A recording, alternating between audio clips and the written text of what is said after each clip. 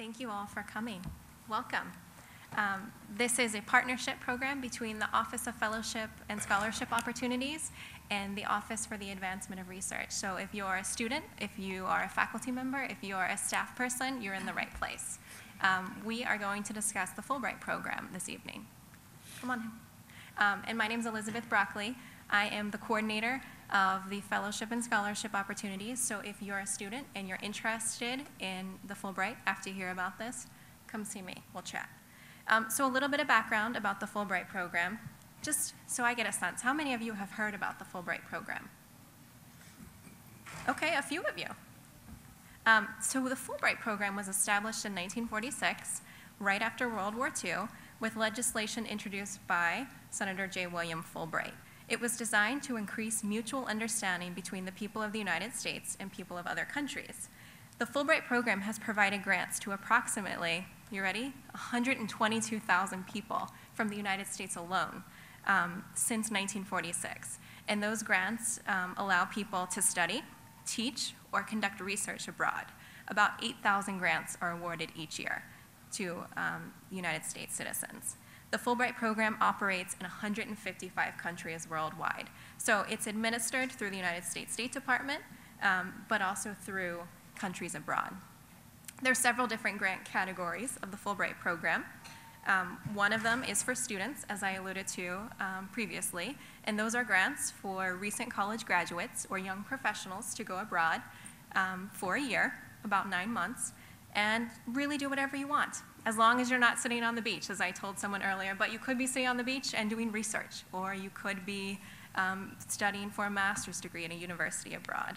So those grants provide funding for you to do research, teach English as an English teacher's assistant, as one of our panelists will talk about, or get your master's degree.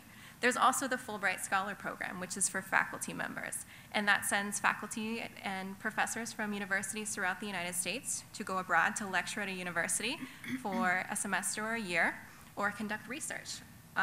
Or there's the Fulbright Specialist Program, which provides grants for faculty to serve as expert consultants at institutions overseas. And those are just 3 categories of Fulbright grants, but I think they're most relevant to what you're going to hear about tonight. So without further ado, let me introduce to you our panelists.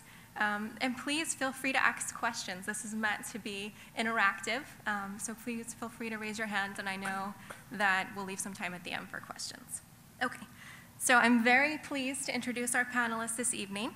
To my immediate right is Dr. Mary Norton. She's the Associate Dean and Professor of Global Academic Initiatives at Felician College in Lodi, New Jersey. She received her BA from New Jersey City University. She received her master's degrees from Columbia University. She's the recipient of 5 Fulbright Awards and several USDA grants. She currently serves as a peer reviewer for the Fulbright program. She was recently added as to the Fulbright Specialist roster. And through the assistance of Fulbright, she developed baccalaureate and graduate programs in Iran, Pakistan, and Jordan. And she currently serves as a consultant in the development of PhD programs at the University of Jordan in Amman, Jordan. So please welcome Dr. Norton. Thank you. To Dr. Norton's right is Ms. Stephanie Eigner.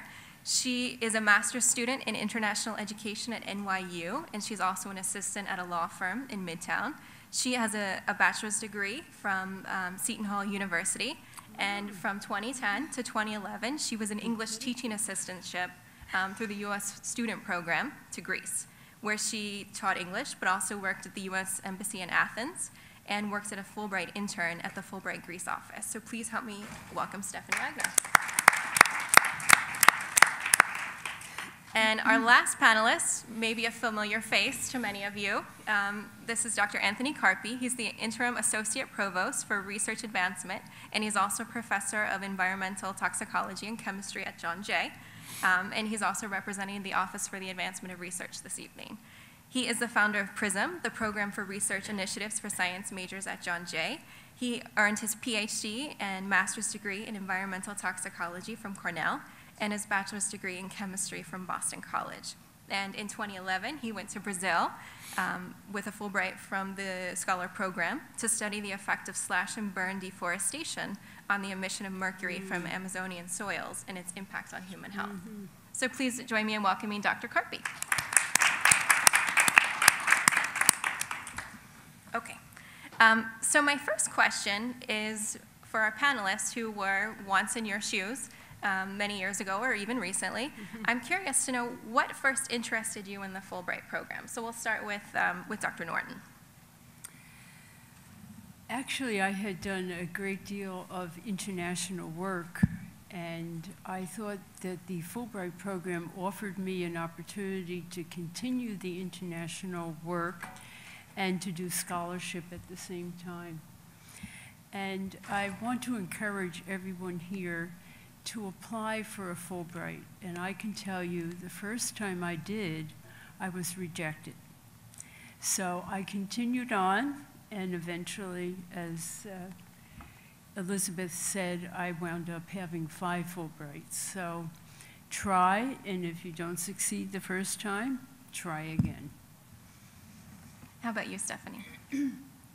Well, actually, I had learned about the Fulbright through a friend of mine that had applied our senior year in our undergraduate program. So I knew about the program, but not in extensive detail.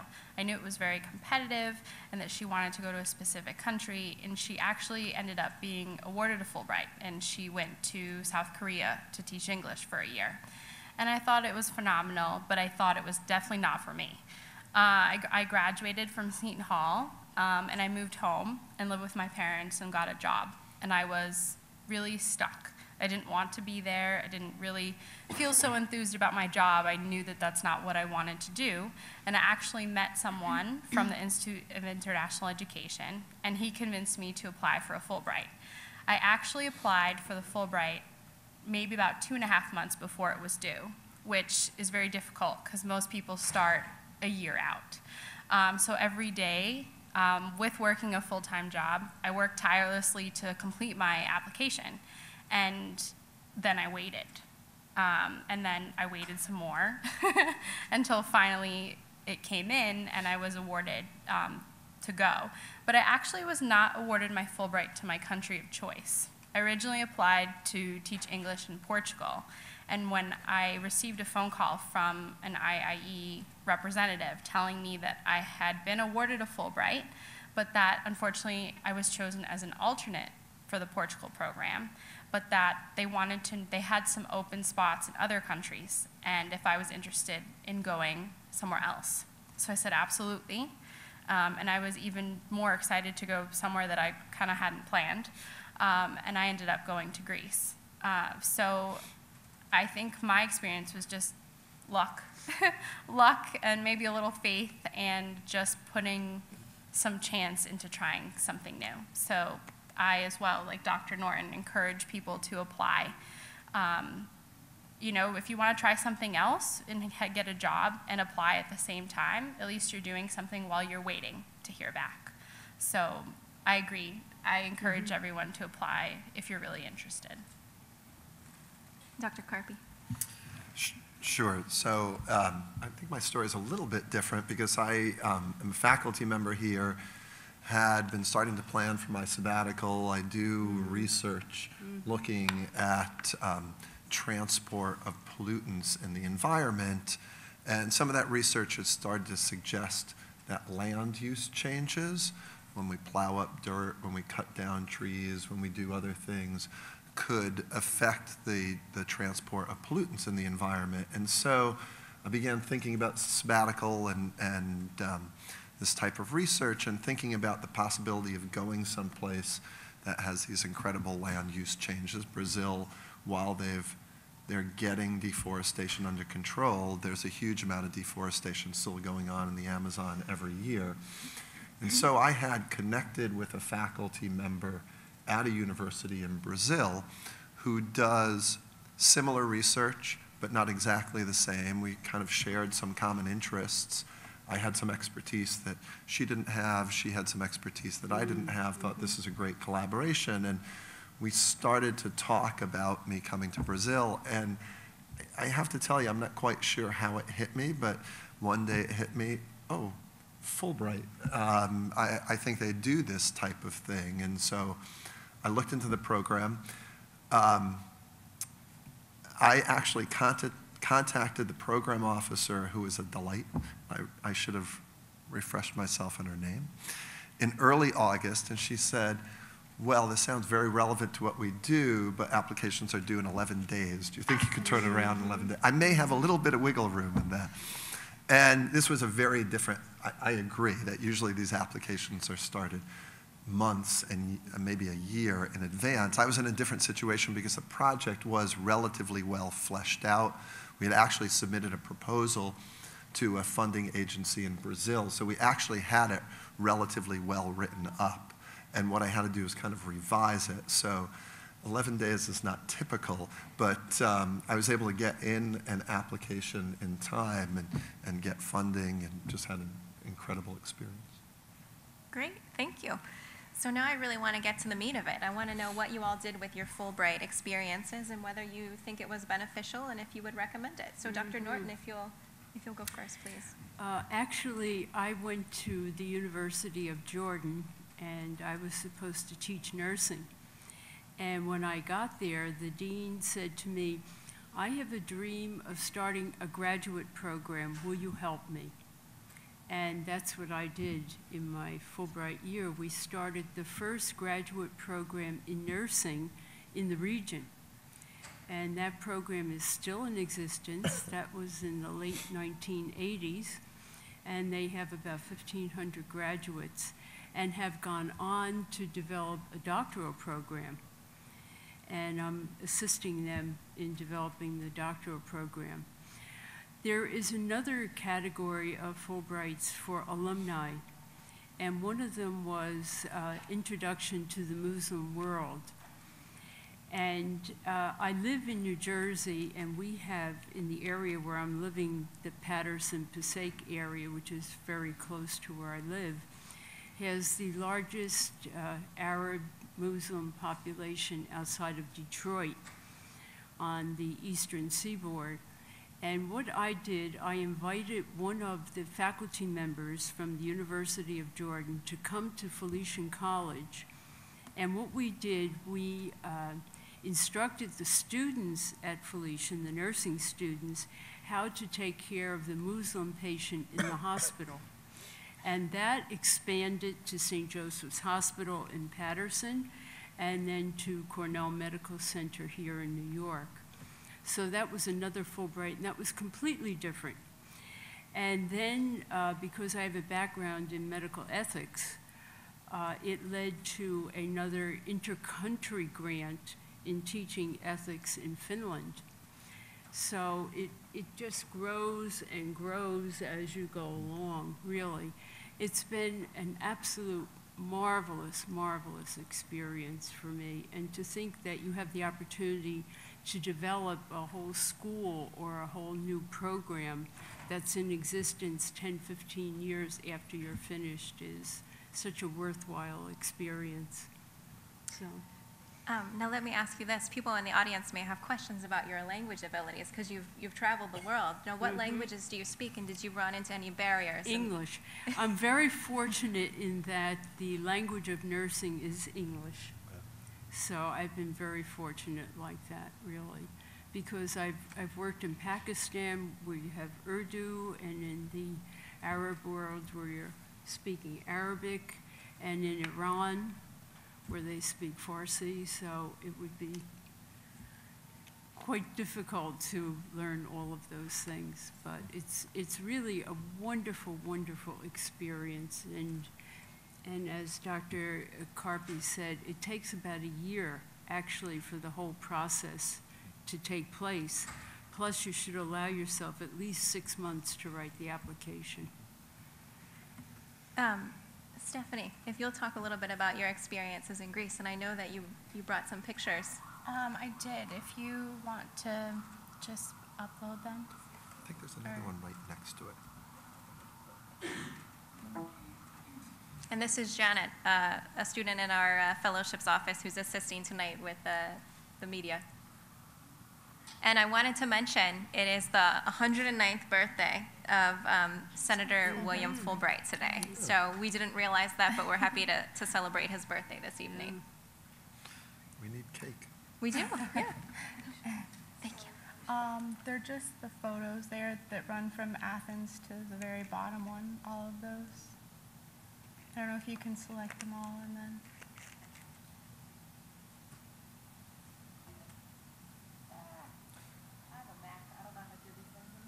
I think if you just open the top one, Or just open the top one, yeah, and then you should be able to. Preview. Now you can just hit that arrow down Yeah. at the bottom to move forward. Sure. Well, my primary function in Greece was I was an English teaching assistant, and I worked at a private elementary school. Greek law does not allow someone who doesn't speak Greek to teach English full-time, which is, in my opinion, silly, because it doesn't matter whether I spoke Greek or not. I do speak a bit of Greek now. I didn't when I went. I worked with children from kindergarten to 6th grade, and I assisted the main English teacher in each classroom. Just from routine things by going around the classroom and making sure they were on the right page, or if they had any questions, I could kind of supplement what the teacher was doing and help. And we had a few bilingual students where one of their parents spoke English at home. And I would pull them out of the classroom and work directly with them one-on-one. They were more advanced than their classmates, and they really needed extra help. And before I arrived at the school, they really didn't have that extra help. So I was really able to help each of these bilingual students advance. And it was quite remarkable because one of the students that I had, his mother was from Australia, and he, at the time when I worked at the school, was in 4th grade. And until 4th grade, his mother had spoken to him in Greek, just like his father. And then one day, she realized that, oh, well, I'm really putting my child at a disadvantage. Why haven't I spoken to him in English from the beginning? And it was like she flipped a switch and decided, well, now I'm only going to speak to him in English. So when he came to school every day in English class, he understood quite more information than his classmates. But it was still very, very difficult for him. For the most part, when I met him at the beginning of the year, he struggled quite a bit. But when you work with someone every day for a week, by the end of the year, his transformation was incredible. I mean, it was hard for me, because when I met him at the beginning of the year, I also didn't understand any Greek. So when he was communicating with me, we drew a lot of pictures, and we worked one-on-one, and he loved soccer. He was a huge soccer fan. So I would always try to talk to him about things that he liked. And by the end of the year, his mom, I would see his mom in a local shop or something, and she would thank me because she said that not only did his English improve, but that he loved English class. So that was quite rewarding because I'd never experienced anything like that before going on my Fulbright. I had volunteered as a teaching aide for an English as a second language class in the evening for adults.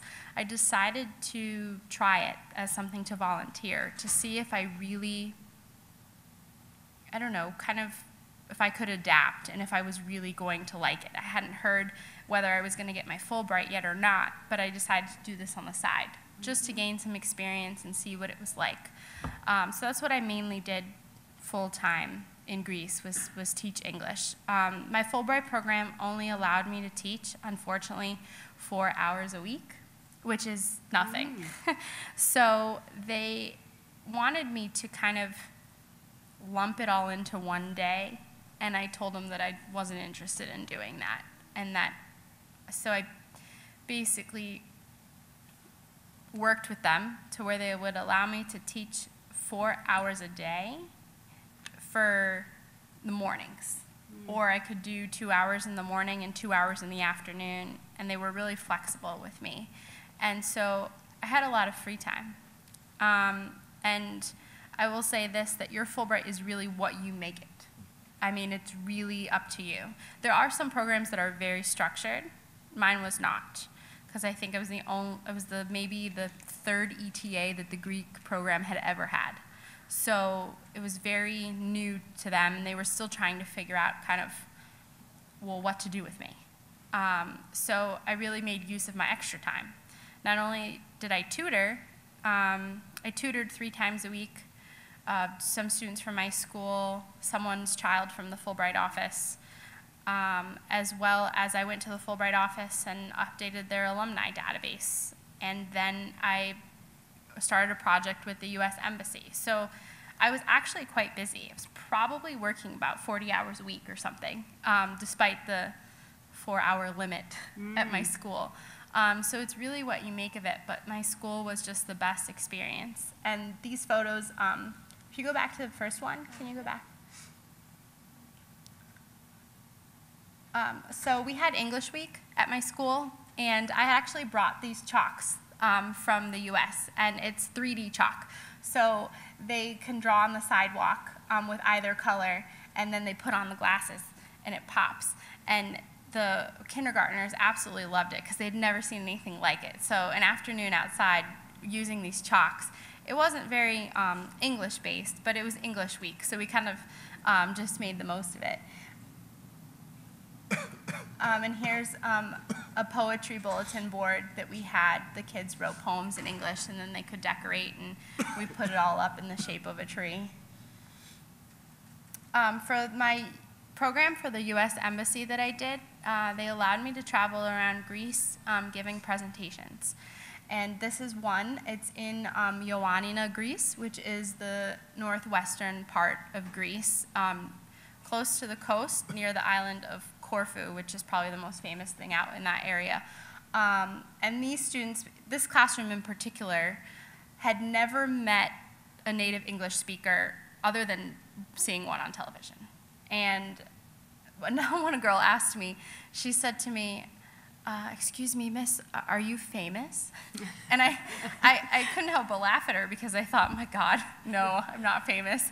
She goes, well, you should be. And they were just in awe, which was really weird for me, but they really enjoyed having me at the school.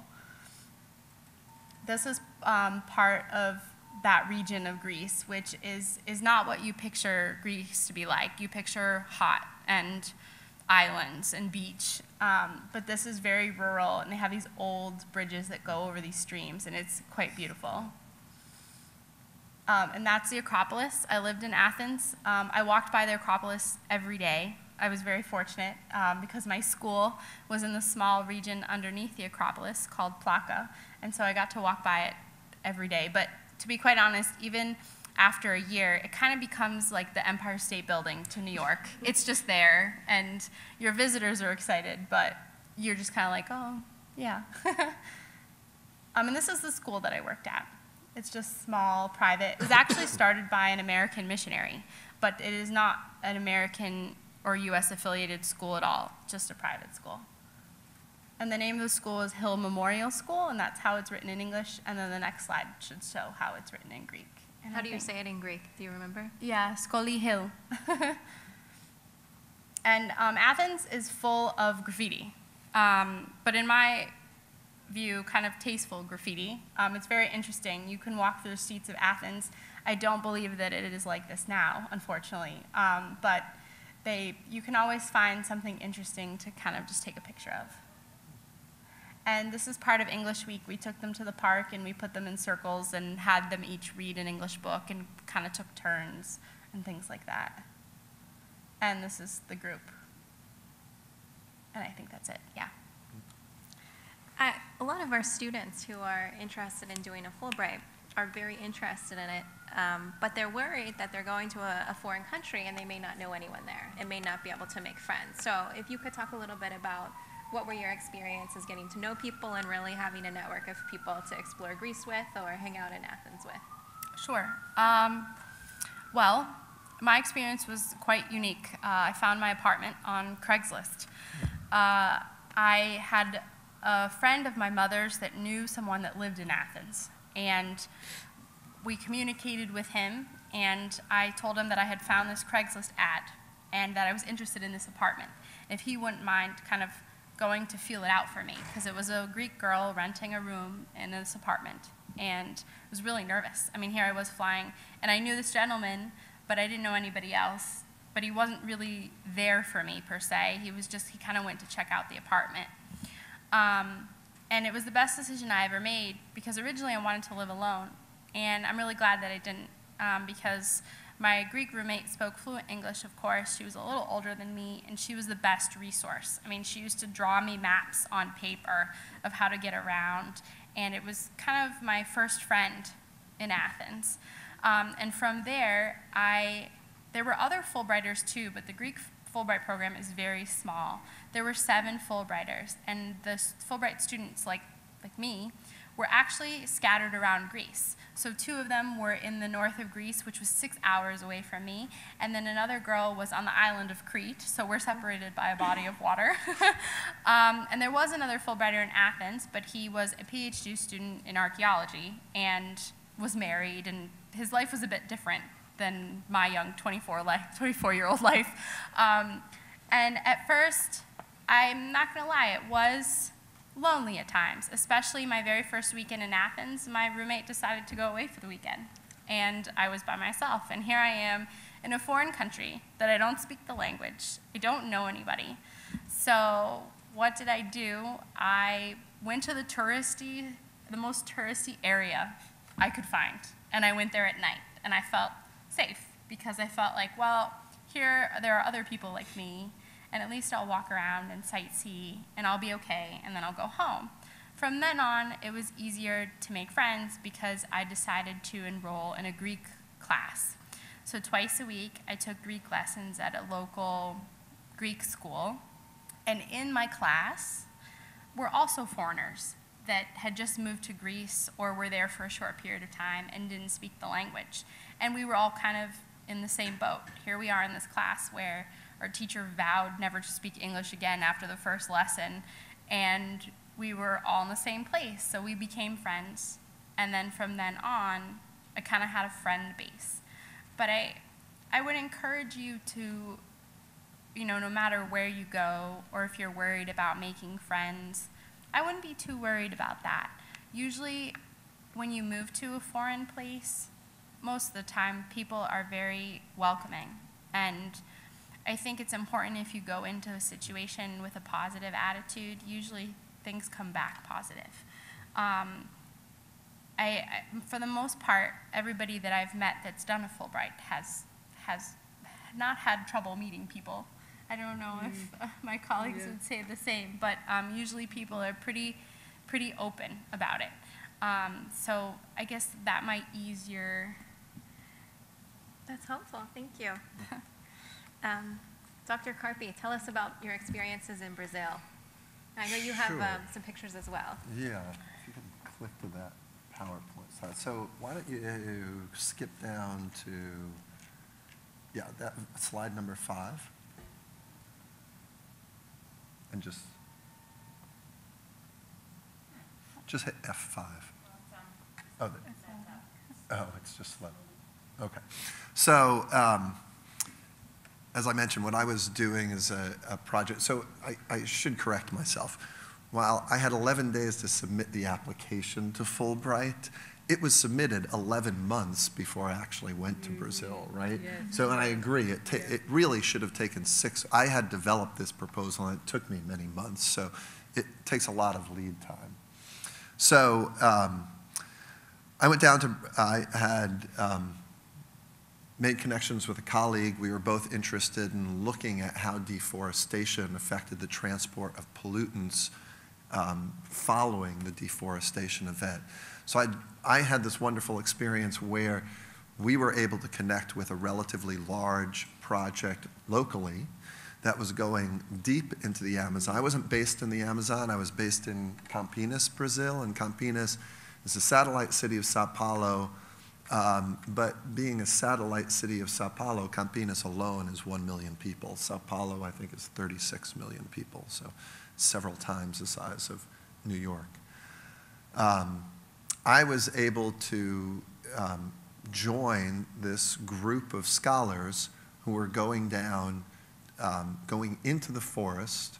They had gotten permission to cut a small part of the forest and actually burn it down. This was a very controlled situation. And there were people measuring all sorts of things. There were planes flying over the air to look at smoke emitted, carbon dioxide emissions.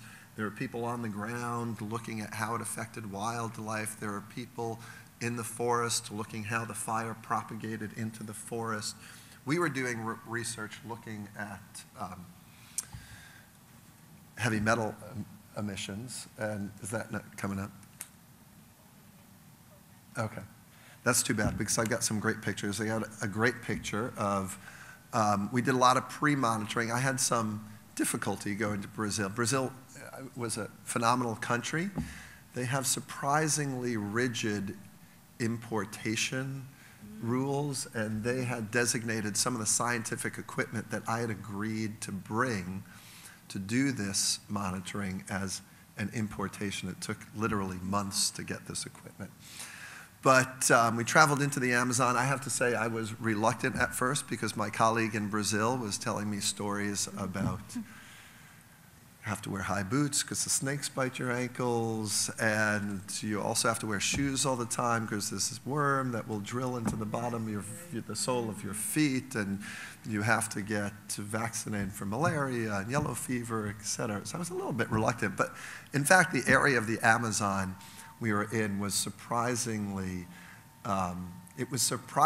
developed, and it was interesting to see because of how developed it is. It's this little city that you have to fly to, but it's this little city of 250,000 people. It's not a tiny area. We then, unfortunately this isn't working, but we monitored for several days, and then I've got a great video of basically what we did is we lit this forest on fire. And what was shocking is, if this ever loads, you could see people are walking around. I think it was a 4-hectare plot, a couple of acre plot that we lit on forest. People are walking around.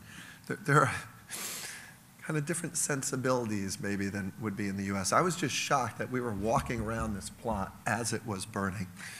In fact, what caused us to move off the plot is because at one point 2 large trees, the trunks had burned through and they fell over probably about 50 yards away from us, and we thought we probably shouldn't be in this plot anymore. So we moved off the plot, we burned the plot. This was all monitored. The local fire office was there to make sure nothing got out of control. And then I continued to monitor the plot for several weeks after that to look at how this affected transport. Unfortunately, none of my great pictures are coming up because I've got great pictures. At one point, we're driving down the road in the forest, and our guide said, "Oh, hold on a second. I saw something run across a road," and of course I'm thinking raccoon, and he jams on the brakes. We hop out of the car, and it is a tarantula that had to be this size. I've got a picture of it. We have to see that. Yeah, all sorts of crazy critters, bugs that look like they don't look. I've got pictures of leaves that are in fact bugs. I've got pictures of a wetland area that looks like it has little rocks in it, and in fact they're the eyes of caiman, which are the Brazil version of alligators, just the eyes sticking up, so it looks like there are pebbles all around. Just an incredible experience on site. It was an incredibly productive experience too, because I developed this relationship with this collaborator who I had talked to before that. We had met once or twice, but never really worked together. But this allowed us to go down to really work in very close quarters for a few weeks together. And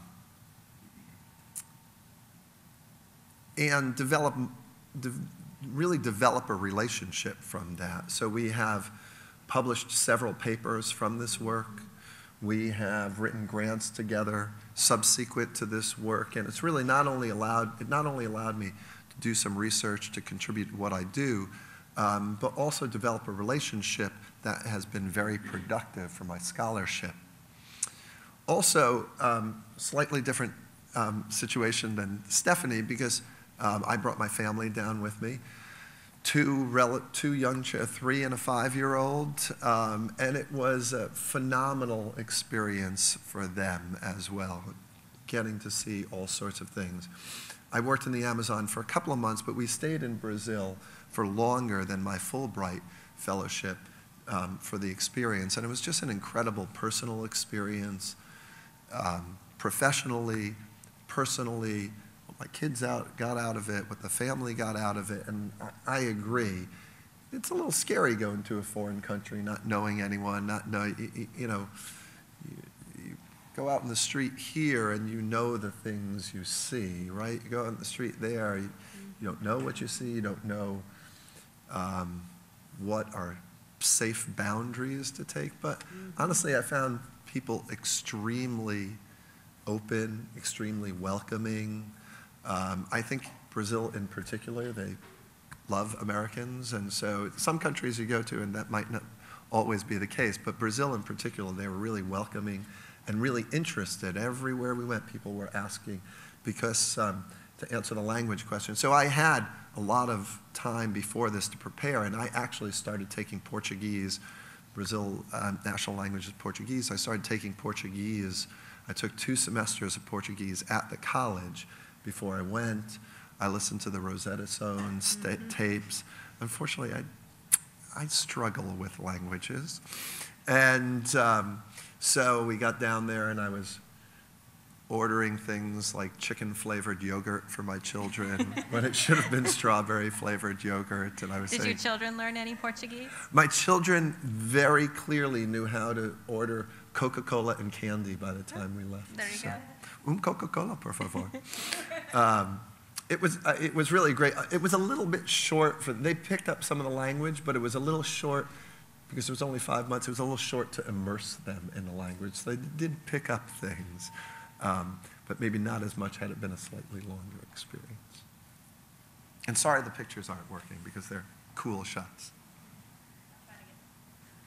Great. Well, those are 3 very different experiences. I'm curious, Dr. Norton, as a peer reviewer, if you could tell us what Fulbright looks for in applicants, and what makes a strong applicant, a strong candidate. For the Scholars Program, certainly a well-written proposal, and also some type of liaison with an institution or the country that you're going to. If you understand the culture of the country, if you speak the language, all of that helps. And as you said earlier, you know, that you had this contact with a colleague there. And that's a very strong indicator also, because they can write a letter on your behalf. And Fulbright is looking at this as something that when you land, your project can really begin. You don't need a whole lot of lead time in the country. And also the chances of it lasting longer, sustainability of the work is also enhanced too. And are you looking at, in terms of the scholar side, are you looking at scholars in all different, at the beginning of their career, at the middle of their career? Yes, there are certain Fulbright grants. Depending on where you are, there are young scholar grants, there are student grants. Now they have 6 months grants. They have grants that you can go to 2 or 3 countries. So there are all kinds. Actually, it keeps changing, and I think it's they're trying to adjust to also the workforce in the United States, that most people really can't take a year off from work either, because by the time you come back, your job might not be there too. So they are adjusting and offering all different kinds of grants. Actually, we have a Fulbrighter that's coming to visit our college in another week. And this grant is for people, for Fulbrighters that are in the United States right now that may have something that they can offer to your particular college or university. And Fulbright will pay for them to come from wherever they are to your university. So that's another kind of Fulbright as well. Great. And if you recall, I know we have different applications here, but what are the general components of the application to give people a sense? We've been saying you need to apply a year in advance. So I know on the student end, if you want to begin your Fulbright a year from this fall, so in fall of 2015 or March of 2016, you'll need to submit your application in August. And John Jay College would review your application to review it and give feedback, not to deny you. You can apply regardless of whether John Jay endorses you. But our scholarship committee, which is composed of faculty members, the vice president for enrollment management is on it as well, just want to give feedback to help. So you would need to submit your application in September. But I'm curious, if you remember, tell us what the components of the application are, if you need institutional endorsement for both programs, in your experiences with the application. I don't believe when I applied I needed my home institutional endorsement at all.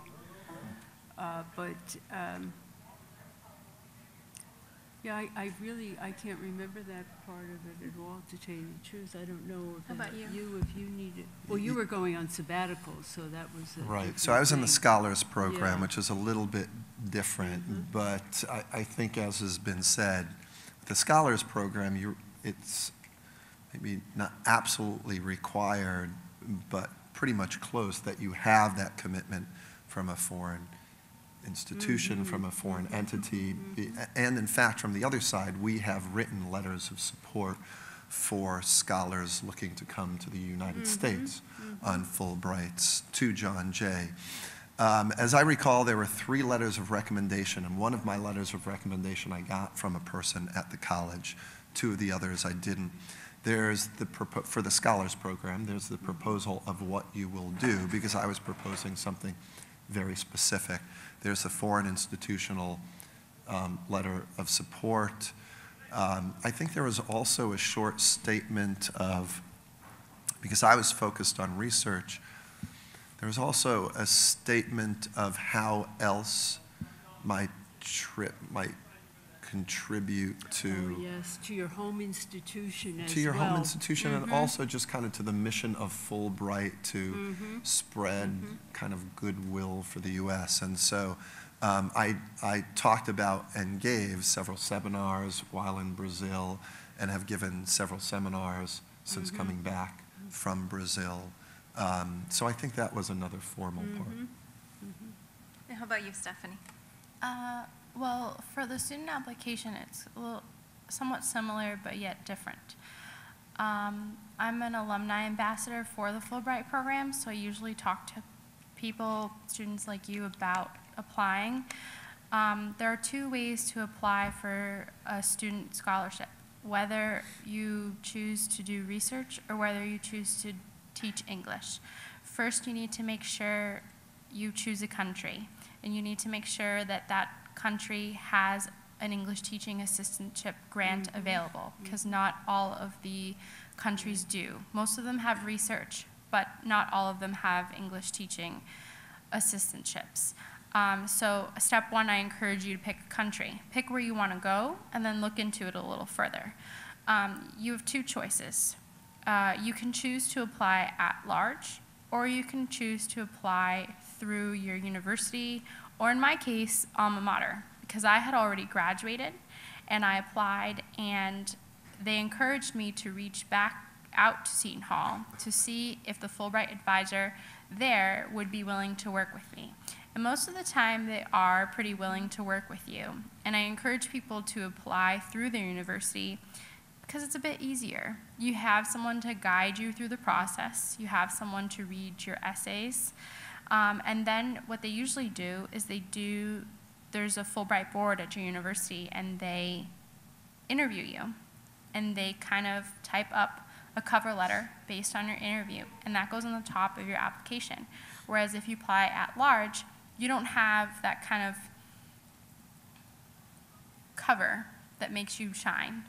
And I think that that's very helpful. I encourage people, that the application is looked at as a whole. I've actually always wanted to be a peer reviewer like Dr. Norton, but because I work full-time, I don't have that opportunity. But I encourage people to work diligently on their essays. It's very important that you represent yourself to the best of your ability in those essays, because yeah, they're going to look at the whole package. They're going to look at, you know, your GPA and how you did in school and what courses you took and, you know, what extracurricular activities you did, and that's all fine and well. And I can honestly say that I did not graduate my university with honors. My undergrad, I probably had a 3.3 GPA. So I was a good student.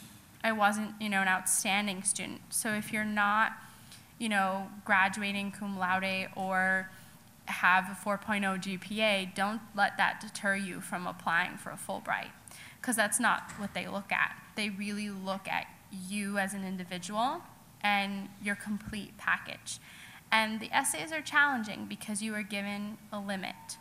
And I remember my Fulbright advisor at first actually ill-advised me and told me that each one of my essays could be 2 pages. Come to find out, it could only be a page, single-spaced. And I had spent all this time, and then I had to figure out what to cut out. And that was actually much harder. But I encourage students to write about something that makes you unique. And when you're writing your essay, really think about, well, what's going to make this person want to read more about me or want to find out more about me? You know, write about experiences that have really changed you, or write about something that makes you who you are. Don't think that there's a specific essay out there that they're looking for and that's what you need to write it. I just encourage you to be bold in writing your essays, because it's very helpful and it really does represent who you are, and it makes your application shine. So I guess that's the advice that I would give. Can I throw out something? So something I just remembered about the Scholars Program, which may also apply to the student program given Stephanie's experience, is as I looked into Fulbright, what I realized is different regions are more competitive because they have a lower number of scholarships, and because everyone wants to go to the south of France to do a Fulbright fellowship, Yes. right? Yes. And so there are more applications to certain areas, and so you kind of have, there's some consideration of where you want to go in relation to, is this possibly a really high volume place? Because with the Scholars Program, you're proposing something specific 90% of the time. They won't place you somewhere else. And I would guess this somewhat applies with the student program. In Stephanie's experience, wanted to go to Portugal and they put you in Greece, but had they not had any European openings, they might not have gone beyond that. So They actually gave me 2 choices. I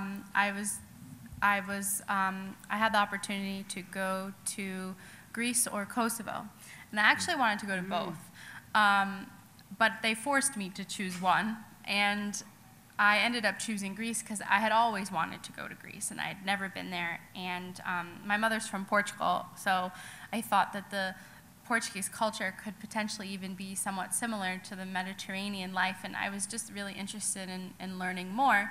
But like Dr. Carpi said, at times, Fulbright really is a numbers game, because I can tell you that when I met the IIE representative way back when I applied for my Fulbright, he said to me, well, if you could pick a place, where would you go? And my first instinct was that I wanted to go to Spain. And he said, don't apply to Spain. He said they have a number of grants. They do. They are one of the larger, some of the larger countries like Spain and Germany have a plethora of grants to give. They have more funding and they have more opportunities, but they also have more applicants. So if there is a country that, you know, that maybe you've never even heard of, you know, you open up a map and you say, I want to go there, look into if there's a Fulbright program there, because I'm sure not enough people applied to Greece that year and not enough people applied to Kosovo that year, and that's why I was given that opportunity.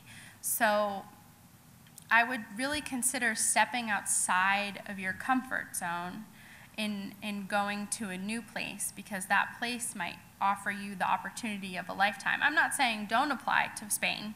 I mean, I would go to Spain tomorrow if they sent me on a Fulbright. But try to think outside the box. There might be another place you would like to go. Thank you. So I'd love to hear your questions now. So please, if you have a question for any of our panelists or for all of our panelists, just raise your hand.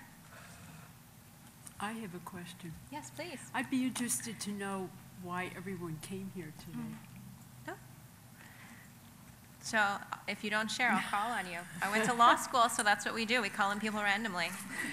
So anyone want to share why you came here tonight? Yes, please. Well, I'm very interested in applying for something that may be a scholar/consultant role. Mm-hmm. I have expertise in teaching English as a second language, and so I would like to go to Nicaragua, which is my family's heritage, and I would like to work at a university there to help them with their English language teaching, like a teacher education program or something like that. But at the same time, I also want to do a microethnography on myself as a heritage, because my research is also on heritage language acquisition and speaking, and since I'm a heritage speaker of Spanish, I wanted to do a diary study / microethnography of myself in the culture country, the country of my heritage, and do something like that. So / microethnography / teacher education assistance. Mm-hmm. And I have no idea, I don't have a liaison, and so I would like to find out how I can, some suggestions for connecting with the university or finding a partner, or how to go about doing that. And then also finding out, is Nicaragua, is that like a really popular place? How do you find out if your country's hot or not hot? Mm-hmm. So those kinds of questions I have.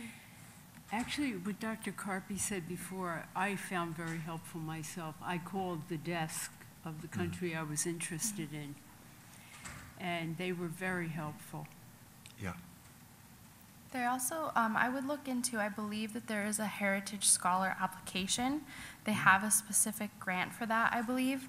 So definitely look into that and what that application might entail. And then I would call someone at IIE, and I'm 100% positive they have someone assigned to that. Institute of International Education. It's www.ie.org. And so, excuse me, my sabbatical process was really long, right? It probably stretched over at least almost 2 years.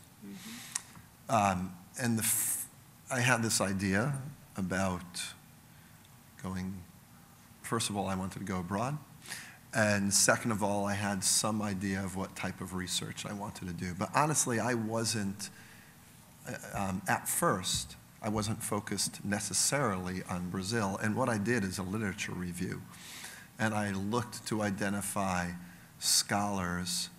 I think if I recall this, I picked a few countries that I might be interested in going to.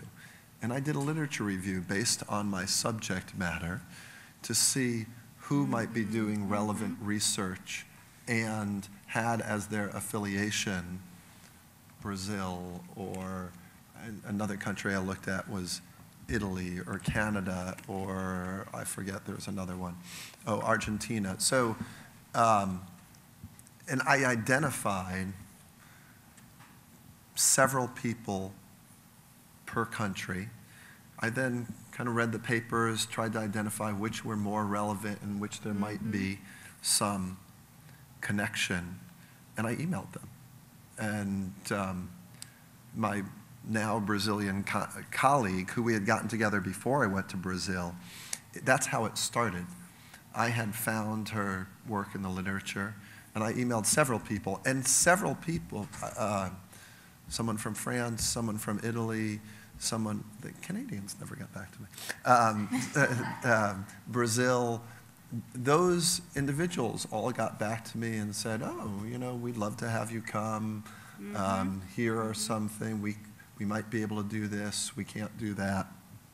And as I looked at what type of relationship there could be, what Fulbright might be more interested in supporting, and also they were different projects in different of these countries, right? Because in Italy, deforestation isn't quite the same issue.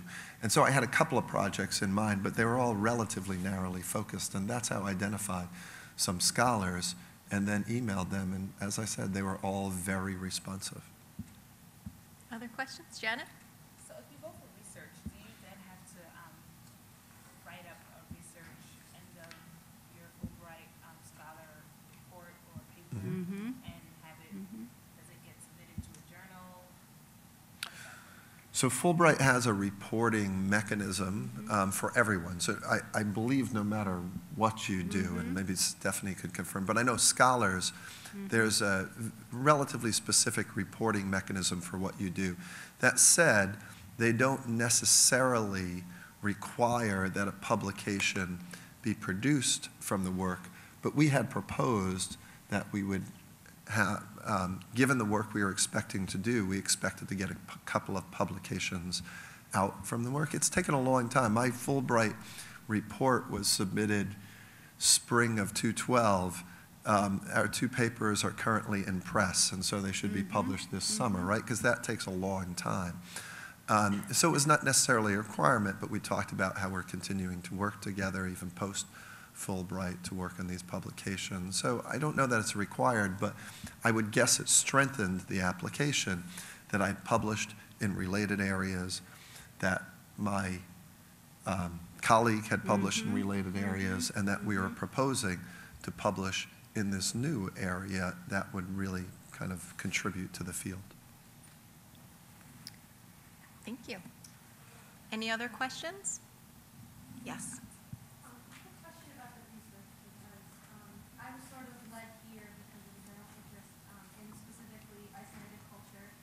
And I know kind of what I want to study, and I was, like I said, led here by the interest by Ms. Broccoli and Ms. Coyle. And what I'm asking is, for the people who did research, what came first for you, the interest or the research? Because the thing that kind of intimidates me is, coming up with a full-scale project in time when I kind of only have the basic outlines of what I want to learn and where I want to go with it. So for you guys, kind of the prep and coming up with your ideas, like once the pressure's on and you've decided you're going to apply, how do you sort of, nail down exactly what you're trying to accomplish by there? I know for myself it was a little bit different. I had an interest in breast cancer, particularly in Arab women, because the statistics are so different than they are in the rest of the world. So I had that interest, and after I got to Jordan, I found a colleague that was also interested in that, and we actually did research, and then we had it published. So mine was a little bit different. The research project developed after I got there. So honestly, what really came first for me is the interest. Luckily, I started this a couple of years before I was eligible for this leave, and it takes a good year and a half. Knew I wanted to go overseas, and as I said, I started looking. I knew what I did. I knew what types of things I could do, and started looking at different countries and what people in those countries were doing, because the Italians were doing different things than the Brazilians, who were doing different things than the French, right? But found people in each of those countries who did related work and kind of said, this is an area where you and I seem to have some common interests. What if we chat about exploring those common interests? And so I have to admit, it wasn't clear when I very first started, a couple of years before I went, it wasn't clearly going to Brazil to look at deforestation and its impact on heavy metal transport. I knew I wanted to look at metal transport and the environment and how different factors affected this, but that got refined as I made these connections. And so, given that you seem to have some specificity to your interest, you might, I would suggest a good way to explore this might be to see what people in Iceland are doing relevant to your area of interest, to your area of studies, and can you potentially make a connection with one of them to do this type of work? Has it been done before? If not, can you make a connection with them? Also, not absolutely, but you have to think a little bit about what you're going to contribute to a person's project, right? So I had expertise that was different, but my Brazilian colleague, we had similar but different expertise, and so the combination of this was a really interesting combination. I also had the advantage of being able to say I could bring equipment down. That said, that equipment, as I mentioned, got stuck in customs, and so we ended up not using it. So that was kind of a moot point. But there were, there was a contribution to the project that I could bring that she may have been able to do it on her own, but I don't think she had considered doing this project. So it was something a little bit different and a little bit new, but a little bit related that I think she was really interested in kind of expanding her areas of study. Yes. Is it possible to apply to more than one country? And also, is it possible to apply for both as an English teacher and as a researcher? Is it possible to put in more than one application? That's a great question. There are grants that you can do multiple. You can do multiple countries. They have specific ones that they have specific grants that have specific countries that are already paired together. You can't apply for both. That's like putting more coins in the same hat at the same time. You have to choose. Yeah, no, I think that's true, that these are different. Fulbright has a number of programs, in fact, right? So we all say Fulbright, but in fact, it's probably 6 or 8 different programs, something like that. And they do have different focuses. The Scholar program is not only research. So the Scholar program also, it sounds like you were on the Scholar program for developing some of this curriculum. So the Scholar program actually, also. mine was teaching. Yeah. And some of them are teaching/research. Yeah, so it depends. And some of the Scholar programs you can go to, for instance, like Dr. Carpy doing his research, he might want to go and look at 2 other countries also to see if they find the same thing. So you can have a grant like that where you could go to multiple countries too. I first heard about the Fulbright program when I was 13, and I got to live in the Netherlands with my father, who was teaching a history at the University of Leiden. So it was a great experience, and we got to live in this beautiful historic town in the Netherlands for 6 months. So certainly you can teach and do research. It's a great program. Any other questions? It looks like we're trying to get up some pictures. Yes. So, how do you guys manage the grants in countries that are political or social distress, like Ukraine, Venezuela, Israel? Actually, right now, I'm on the specialty roster, and a country that I had applied for, they have withdrawn from the roster because of, political instability. But I have been placed for another country instead. So actually, Israel is fine, and Palestine is still taking people also. So countries that we may think are, politically unstable may or may not be. And then also, you just can't program that either with the way the world is at the moment. When I did my Fulbright in Greece, it was during the heat of the demonstrations and the rioting in Athens. And I saw a lot of it on TV before I left, and that was something I was concerned about. But they never pulled me out of my Fulbright or anything. I obviously was told to avoid the demonstrations, and I accidentally got caught in one day. And it was definitely a very scary experience. The scariest part was actually that I couldn't breathe because of all the tear gas that was in the air.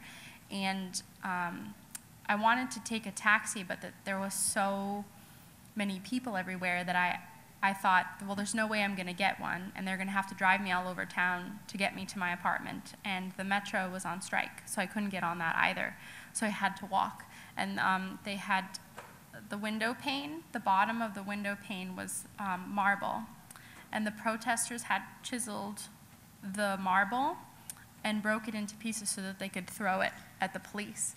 And I remember walking by, and there was a number of people like with those things that you would only expect somebody in the army to have, with those protective gas masks. And they were walking by me with, you know, pieces of marble in their hand. And I just kept thinking, like, I need to just look straight ahead and keep going as fast as I could and keep my mouth shut, because if they heard that I spoke English or something, it could be very bad for me. But for the most part, I didn't have any trouble, and they never pulled me out, because most days things were okay. But Fulbright is very concerned with your safety, and one of the very first things that they encourage you to do when you arrive in your country is visit the U.S. Embassy, to know where it is, to register yourself so that the U.S. Embassy knows that you're there. So if anything ever happened to you, the U.S. Embassy could be your safe haven or a place to take care of you. And it looks like we have some pictures working. Sure, Is if you that guys right? want to see some pictures, why don't you go ahead too? I started too early. Go ahead another. Here, so now click on that picture. Let's see if this works. Hit OK. Now just expand it.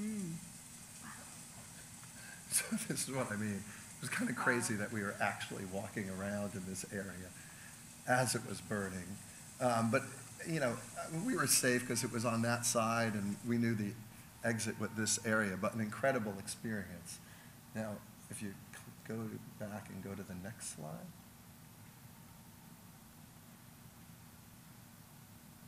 Go forward one more. One more. Now click on that little speaker.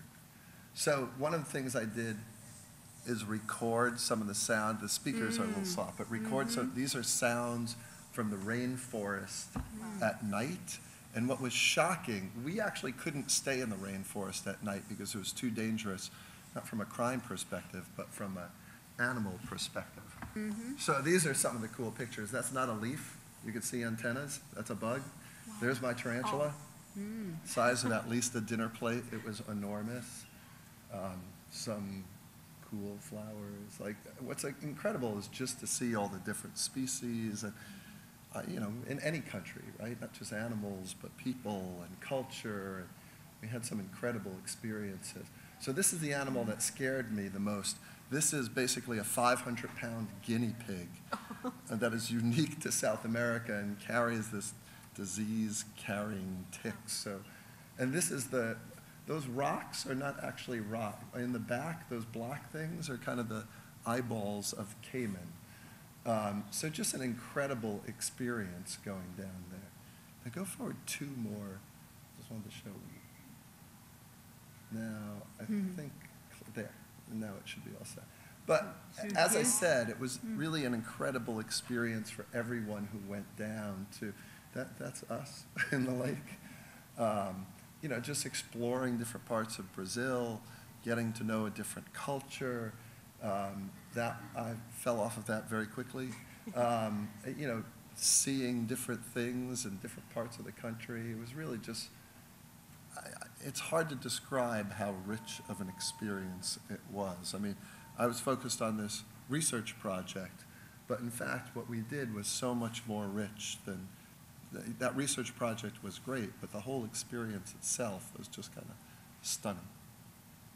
I think that's a great note to end on. So thank you so much for coming. If you're interested in exploring applying for a Fulbright grant as a student or as a scholar, and I'm also speaking to our audience on the video, so we'll say hello to those people. If you're a student, come to my office, the fellowships office. I'm the Fulbright program advisor for John Jay, and I'd be happy to meet with you. And if you're a faculty member, a scholar, you can meet with someone at Anthony's office, the Office for the Advancement of Research. And if you're interested in a shorter opportunity as a student, you can talk to Maureen Quayle, who's the Director of Study Abroad at John Jay, and I understand there's a program to Spain this summer, and the deadline is on Friday. So if you want a shorter time to see if you'd be comfortable living abroad, talk to Maureen. Maureen also had a Fulbright She award did, herself. yes. I did have a Fulbright. It probably doesn't apply to many of you in this room, but it was a Fulbright for international educators. Thanks for mentioning. Education administrators, so people who work with study abroad or various things having to do with international educators. So my program was actually in October of 2011, and it was 2 weeks in Germany, and it was basically studying the German system of higher education. It was a phenomenal experience, just like all the panelists have said, and I would deeply encourage you all to apply for a Fulbright for sure. Fulbrights are really for everyone, so don't discount yourself. As I said, 8,000 grants are awarded every year. So if you're interested, definitely think about moving forward. But I want to thank our 3 panelists, Dr. Norton, Stephanie Agner, and Dr. Carpy. And thank you all for coming.